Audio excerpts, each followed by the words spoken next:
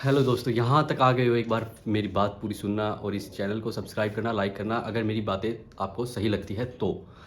तो आज हम बात करने जा रहे हैं एयर इंडिया के उस फ्लाइट के बारे में जो अहमदाबाद से टेक ओवर की थी लंदन के लिए, बट वो लंदन पहुँच नहीं पाई। इस फ्लाइट के साथ कई कहानियाँ जुड़ी हुई है जो मैं आज आपको बताने जा रहा हूँ। क्या गलतियाँ हुई होगी और किन किन का सफ़र अधूरा रह गया और पीछे कौन कौन छूट गए, इस बारे में आज आप बात करने जा रहे हैं। और जीवन के बारे में भी बात करेंगे कि हमें अपना जीवन किस तरह बनाना चाहिए और क्या सोच के चलना चाहिए। तो चलो शुरू करते हैं आज इस टॉपिक के बारे में।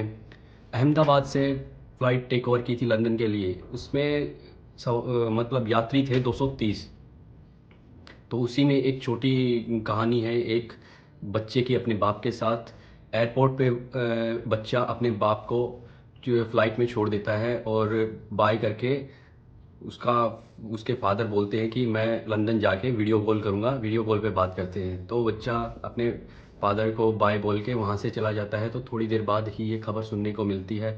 तो उस बच्चे पे क्या बीतती होगी कि 5 मिनट बाद पहले मेरे पिता ये कह के फ़्लाइट में चढ़े थे और 5 मिनट बाद क्या हो गया। इसी तरह एक माता अपनी बेटी को फ़्लाइट में छोड़ती है और वो लड़की अपनी माँ से वादा करती है कि मैं लंदन जाने के बाद में कुछ दिनों बाद मैं आपको भी वहाँ बुला लूँगी।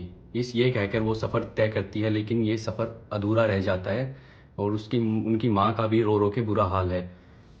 और फ़्लाइट में क्या कमियां हो गई थी जिस कारण फ़्लाइट टेक ओवर नहीं कर पाई अच्छे से और मेडे मेडे की आवाज़ कैबिन में गूंज रही थी। कारण कोई कुछ बता रहा है, कारण कोई कुछ बता रहा है। कह रहे हैं कि विमान बहुत ज़्यादा पुराना था, एसी वगैरह काम नहीं कर रहे थे उसमें अच्छे से। तो कमियां, जब कुछ कोई घटना हो जाती है तब सभी कमियां सामने आने लग जाती है। जब घटना नहीं होती तब कोई इस पर मुद्दा नहीं उठाता। अब सभी ये बातें बोल देंगे कि गवर्नमेंट की गलती है, गवर्नमेंट ने कुछ किया नहीं, एक्शन नहीं लिया।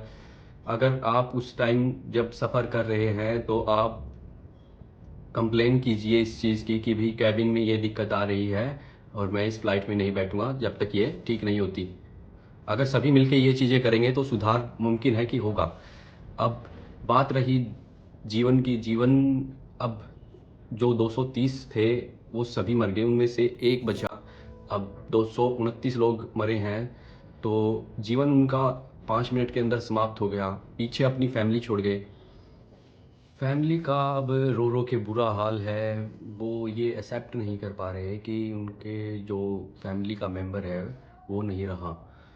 अब फैमिली अब गवर्नमेंट पे सवाल उठाए या अपनी किस्मत पे सवाल उठाए, अब किसी पे भी सवाल उठाए तो उनका जो फैमिली मेम्बर है वो वापस आने वाला नहीं है। और गवर्नमेंट जो उनको हेल्प कर रही है, जिनको पैसा दे रही है फ़्लाइट में जो हुए हैं, तो वो पैसा भी एक सहानुभूति है।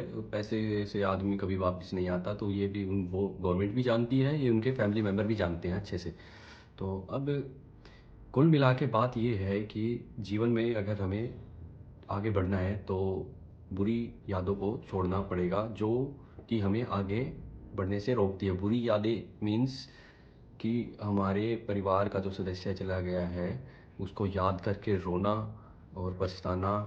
तो इस पछताने से, रोने से हम अपनी लाइफ तो स्पॉइल कर ही लेंगे, हमारे बच्चे, हमारे माता पिता जो पीछे रह गए हैं, जो भी फैमिली मेम्बर साथ में हैं, उनकी लाइफ और स्पॉइल हो जाएगी। तो हमें अपनी फैमिली को आगे बढ़ाने के लिए मजबूती से खड़ा रहना पड़ेगा और जो सत्य है उसे अपनाना पड़ेगा। माना कि इतना आसान नहीं है बट कोशिश करनी पड़ेगी, तभी हम जीवन में आगे बढ़ सकते हैं। तो मेरा सभी उन फैमिली मेम्बर से हाथ जोड़ के निवेदन है कि ये कठिन समय है उनके लिए, बट अपने जो साथ में परिवार के सदस्य हैं उनको संभालिए और मजबूती से बने रहें। धन्यवाद।